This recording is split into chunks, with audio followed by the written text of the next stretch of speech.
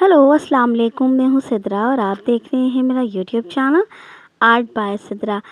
आज हमने बनाया है क्ले से बहुत प्यारा फ्राइंग पैन और उसमें एक प्यारा सा फ्राई एग रखा हुआ है। अगर आपको वीडियो अच्छी लगे तो वीडियो को लाइक करना, शेयर करना और चैनल को लाजमी सब्सक्राइब करना। अब चलते हैं वीडियो की तरफ कि ये हमने प्यारा सा फ्राई पैन बनाना कैसे है।